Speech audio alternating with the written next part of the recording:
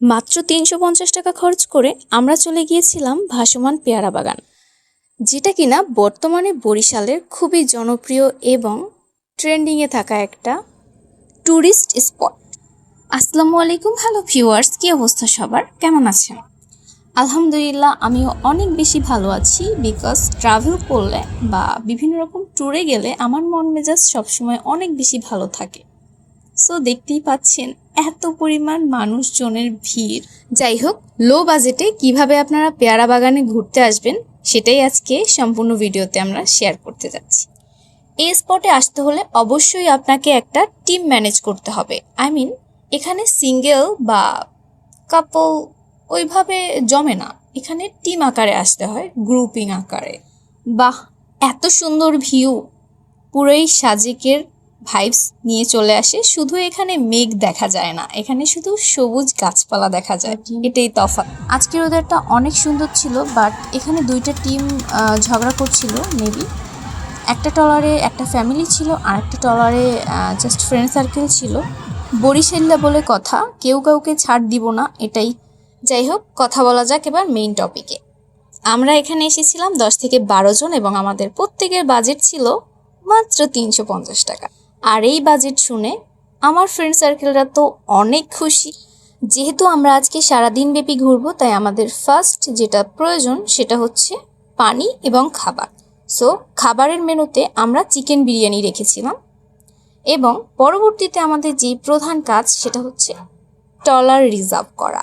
যদিও সেটা আমরা 2-1 দিন আগে থেকেই রিজার্ভ করে রেখেছিলাম, তো এটা নিয়ে প্যারা খাচ্ছিলাম না খুব একটা। দেখুন, কথা বলতে বলতে আমরা কিন্তু ভাসমান পেয়ারা বাগানে চলে এসেছি, দেখতেই পাচ্ছেন। ইভেন্ট ব্যাক করার পরে মেয়ারহাট বাজারে এসে আমরা টি টাইম স্পেন্ড করেছিলাম, এবং সেটাও ওই ৩৫০ টাকা বাজেটের মধ্যেই। তারপরে আমাদের সবার মনের মধ্যে একটাই প্রশ্ন জেগেছিল যে হাউ ইটস পসিবল, পেয়ারা বাগানের মধ্যে যাব আর গাছ থেকে পেয়ারা ছিঁড়ে খাবো না, এটা কি হতে পারে বলেন? সো আমরা চলে এসেছিলাম পেয়ারা বাগানের মধ্যে।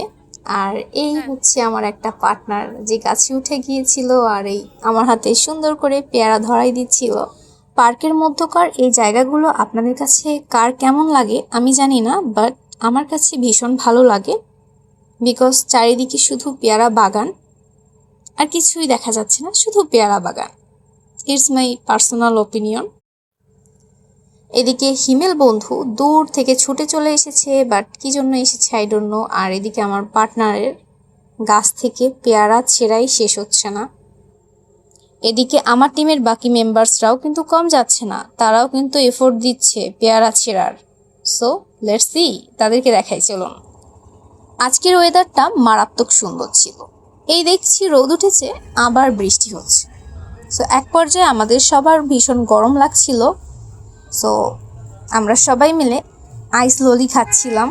যাই হোক, ভাসমান পেয়ারা বাগানের এক একটা স্পটের এক এক রকমের সুন্দর সুন্দর ভিউ, মানে এটা আসলে আপনি নিজের চোখে না দেখলে বুঝতে পারবেন না। ইভেন যারা দেখেছেন তারা বুঝতেছেন, আবার অনেকে আছেন যারা এখানে আসেন কিন্তু সব স্পটগুলো ঘুরে দেখতে পারেন না। চলো লেটস গো। আজকের মতো এখানেই শেষ করছি, কারণ আরও বেশি ভিডিওটা বড় করতে চাচ্ছি না। সো সবাই ভালো থাকবেন, সুস্থ থাকবেন, আল্লাহ হাফেজ। আর হ্যাঁ, যারা যারা ঘুরতে গিয়েছিলেন পেয়ারা বাগান, তারা অবশ্যই কমেন্টে জানাবেন।